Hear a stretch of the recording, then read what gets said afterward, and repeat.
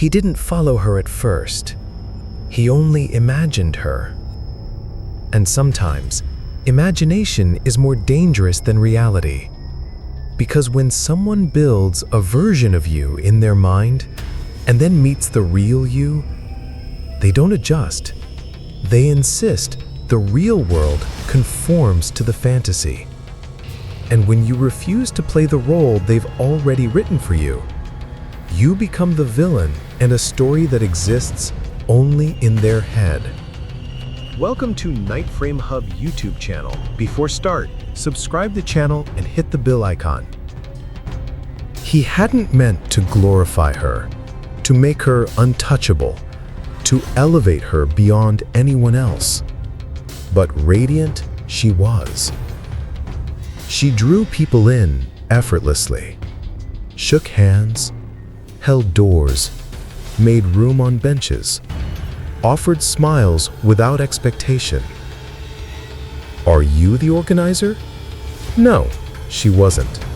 Just a woman, simple, with a smile that seemed like it could belong to anyone. And then she smiled at him. Matthieu.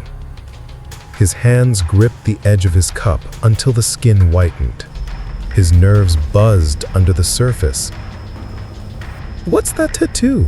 she asked, leaning slightly forward. Curiosity, no judgment, just attention. A ghost, one he had etched himself, a sketch from a day he felt invisible, a day his father barely noticed his presence, his new shoes, his attempt to seem grown up. "I guess I wanted to be seen," he murmured. What does it feel like to be invisible?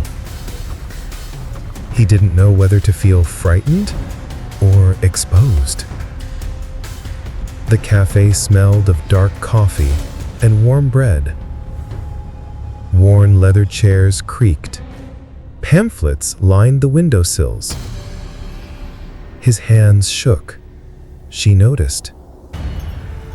"So, why Lille?" he asked, trying to fill the silence. Her smile wavered. Hazel eyes, green-brown flecks, sun-kissed freckles, faint peeling skin, a human being, ordinary, flawed. She was normal, yet he trembled anyway. "Pourquoi es-tu venu à Lille?" she asked softly. And he felt it, the pull. Not love, not yet. Something sharper, something obsessive. Later, in her apartment, quiet and dim. "I don't want to be someone's daydream. People project onto me. They ignore the real me." "I'm trying not to," he whispered. "But you are. You just do it differently." Silence. "Coffee?"